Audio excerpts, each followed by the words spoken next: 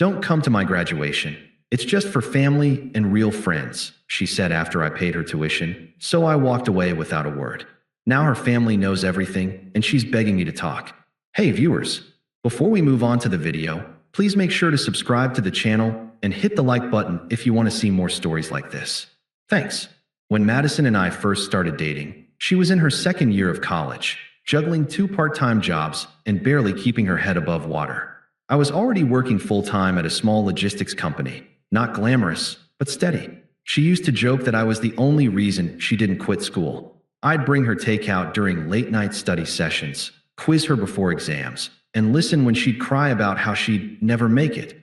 Back then, she was humble, grateful. She used to look at me like I was her anchor. It started small. I offered to cover her books one semester because her hours got cut. Then I helped with rent when her roommate moved out suddenly. She promised she'd pay me back once she graduated and got a real job. I never pushed for anything. I believed in her. When her tuition balance came up short the following semester, she broke down on the phone, saying she couldn't afford to continue. I wired the money that same day. She called me crying, telling me I was the best thing that ever happened to her. At the time, it felt like love. Looking back, it was probably convenience. By her final year, Madison started changing. The girl who used to talk about our future now talked about her career, her network, and her image. She started dressing differently, talking differently, surrounding herself with people who made her feel important. At first, I thought it was just growth. She was finally confident, finally proud of herself.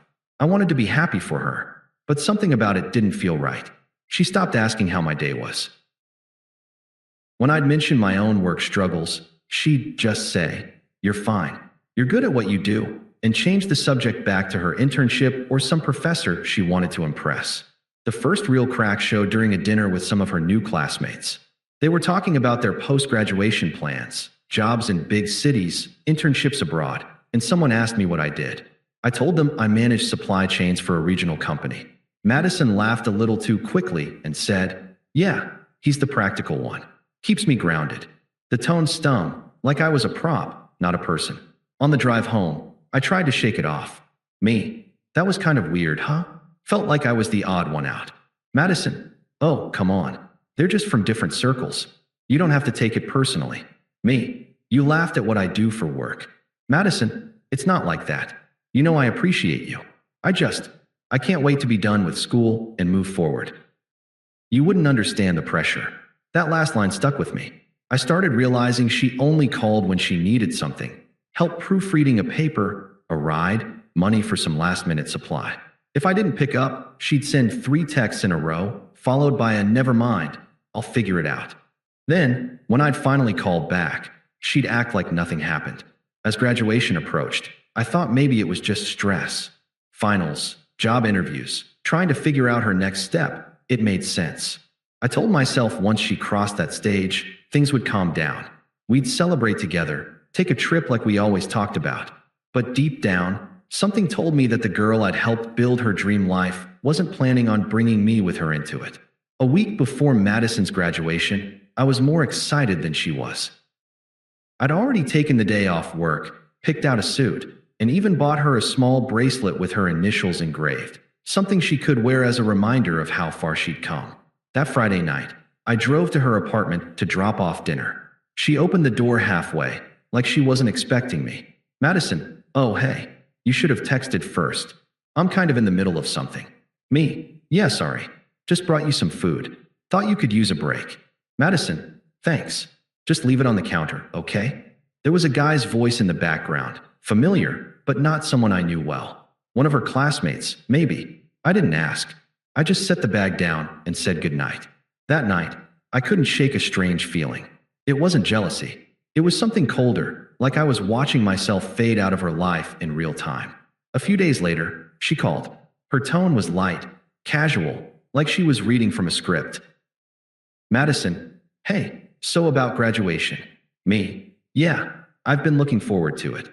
Madison, "Right, so, please don't take this the wrong way, but I don't think it's a good idea for you to come." At first, I thought she was joking. Me, what? "Madison, it's just for family and, close friends. It's kind of a small thing." Me. Family and real friends, right? Madison. Oh my God, don't make it sound like that. It's just, you wouldn't know anyone there. And I don't want to explain things to people or make it awkward. Me. Explain what exactly? Madison. That my boyfriend isn't in school or that you help me financially. It's not a big deal. I just want to keep things simple. Her words hit like static. There was a long silence before I said, Me. Got it. Madison, please don't be weird about this, okay? You know I care about you. Me. Sure. Have a great day, Madison. And that was it. No argument. No guilt trip. No raised voice. I just hung up. Then I sat there in my car for a while, watching the screen dim on my phone. That night, I packed up the few things I'd left at her apartment: a hoodie, a charger, a photo of us from her sophomore year. I didn't leave a note. I didn't text her. She wanted a graduation without me, so I gave her exactly that. On the day of her ceremony, I went to work like nothing happened. Around noon, my coworker, Jake, glanced at his phone and said, Hey, isn't your girlfriend graduating today? Not anymore, I said, and went back to my spreadsheet. That evening, her Instagram flooded with photos. Madison in her cap and gown, holding flowers, smiling with her classmates. The caption read, I did it all on my own. I remember staring at those words longer than I should have. I didn't feel angry, just tired. So I did the one thing she never expected me to do. I said nothing. I didn't like, comment, or call. I just disappeared quietly from her followers list, her messages, and her world. At the time, she probably thought she'd won. But silence has a way of echoing louder than any argument, and soon, that echo would find its way back to her. The week after her graduation was quiet. Too quiet. No texts, no calls, no explanations. It was like she'd erased me along with her student debt. I thought maybe she'd reach out, at least to say thanks. But she didn't. So I filled the silence with work. I started taking longer shifts, spending more time at the gym, cooking at home instead of ordering out. It felt strange at first, living without checking my phone every 10 minutes for her name. But after a while, the quiet started feeling like peace. Then, about 2 weeks later, I got a call from a number I didn't recognize. It was her mom, Mrs. Parker. Hi, this is Madison's mom. I hope I'm not bothering you. Me, not at all. Everything okay. Mrs. Parker, I just wanted to say thank you for everything you did for her. Me, I'm not sure I follow. Mrs. Parker, she finally told us. About the tuition, the rent help, the books. We had no idea you'd been helping that much. I stayed quiet. She sounded almost embarrassed. Mrs. Parker, we're honestly shocked. We thought she'd gotten scholarships. I guess we believed what she wanted us to believe. Me, she worked hard for her degree. I just try to make things easier. Mrs. Parker, you were far too kind to her. I'm sorry she treated you that way. She paused, then added, her father's not speaking to her right now. He's furious. After the call ended, I just sat there. I hadn't said anything to anyone. So she must have confessed, maybe out of guilt, maybe because the story didn't add up anymore. Either way, her perfect image was starting to crack. A few days later, one of her classmates, a guy named Aaron, messaged me on Instagram.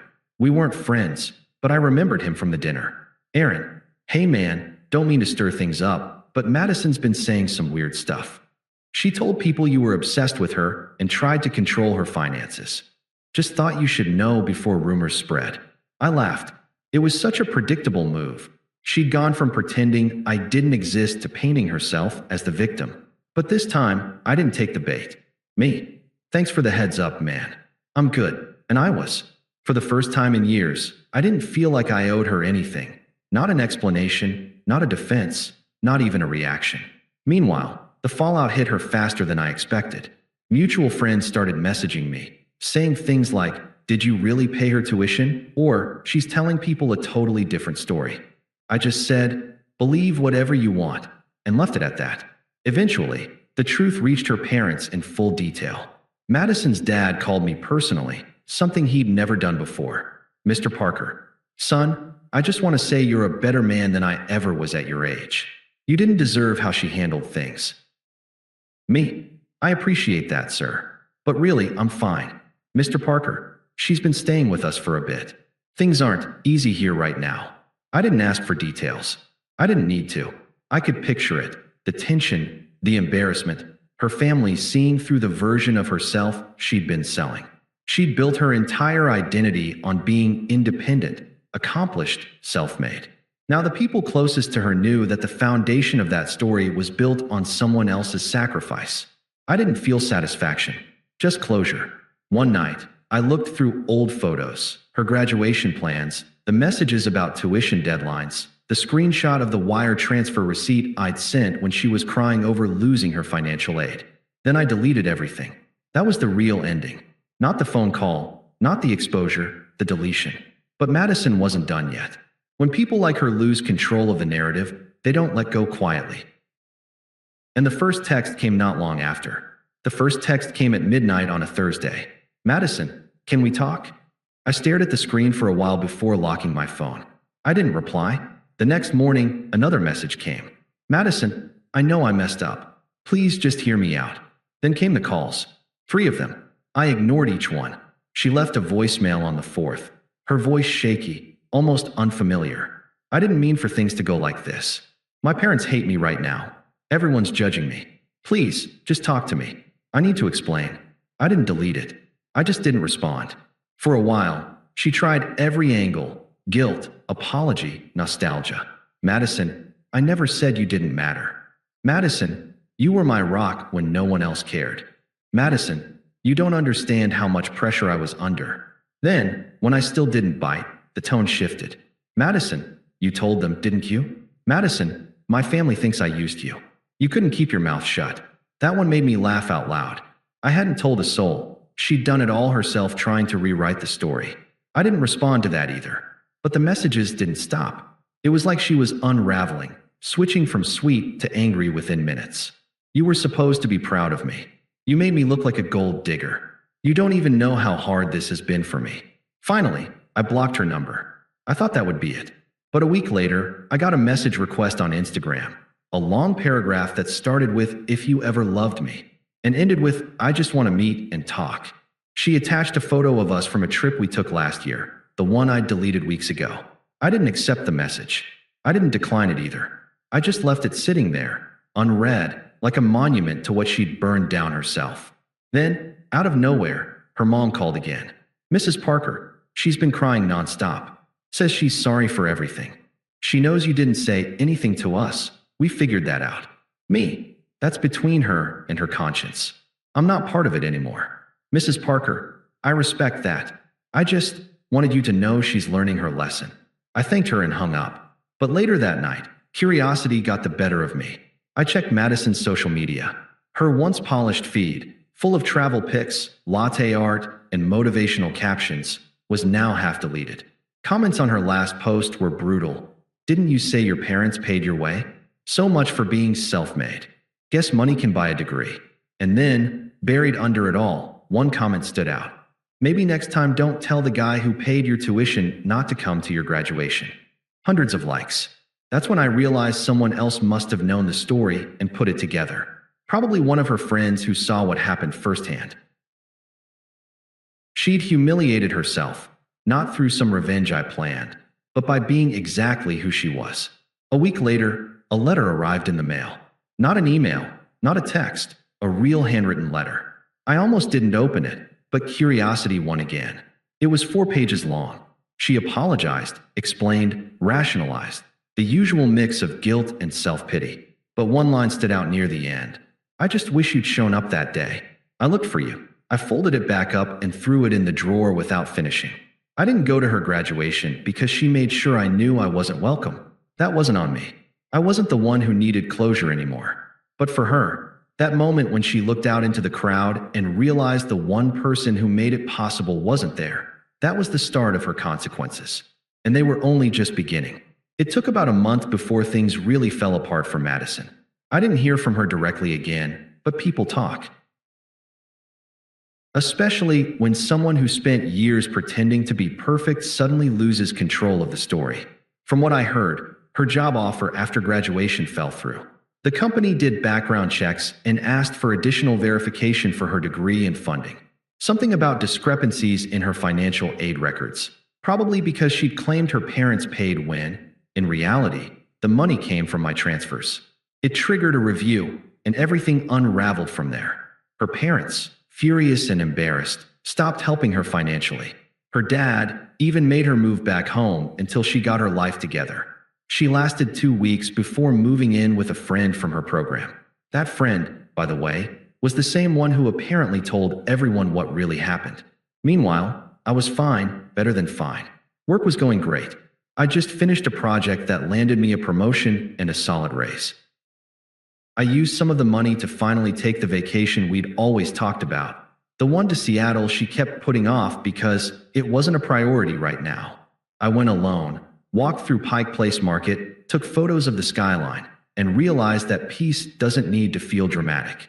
Sometimes it's just the absence of someone constantly making you feel like you're not enough. One night during that trip, I got a message from a mutual friend, Jenna. Jenna, hey, not sure if you care, but Madison's been telling people she regrets everything. She even said you were the only real person in her life. I didn't reply, but I couldn't help but feel something. Not sadness, exactly. Just a deep, quiet confirmation that walking away had been the right choice. When I got back home, there was one last piece of fallout. A text from a new number. Unknown. I know I don't deserve to ask this, but I really need to talk to you one last time. Please. I didn't respond. A few hours later, another message came. My family barely speaks to me. Everyone knows what I did. I wish I could undo it. I wish I'd invited you. I wish I'd treated you like you mattered when you actually did. It wasn't cruel. It wasn't manipulative. Just tired. Defeated. That was the first time I felt sorry for her. Not because she lost me, but because she'd finally realized that not everyone sticks around when you show them who you really are. I deleted the messages without replying. Not out of spite. Out of finality. A few weeks later, I ran into her mom again at the grocery store. She looked exhausted but managed a small smile. Mrs. Parker, you look well. Me? Yeah, I'm doing good. You? Mrs. Parker, we're getting there. Madison's learning things the hard way. I just wanted to thank you again for not adding fuel to the fire. You handled this better than most would have. I nodded. Sometimes silence says enough. She smiled sadly. She knows that now. That was the last time I ever heard her name in conversation. Now, whenever I think about everything, the tuition, the graduation, the texts, it doesn't sting anymore. It just feels like something that happened in another lifetime. She said I wasn't family or a real friend. Turns out, she was right. Family and real friends don't treat you like that. So I stopped trying to be one. And for the first time in years, that decision gave me something no degree ever could. Peace I didn't have to pay for. Thanks for watching. Make sure to subscribe to the channel and hit the like button. What do you think about this story? Share it in the comments.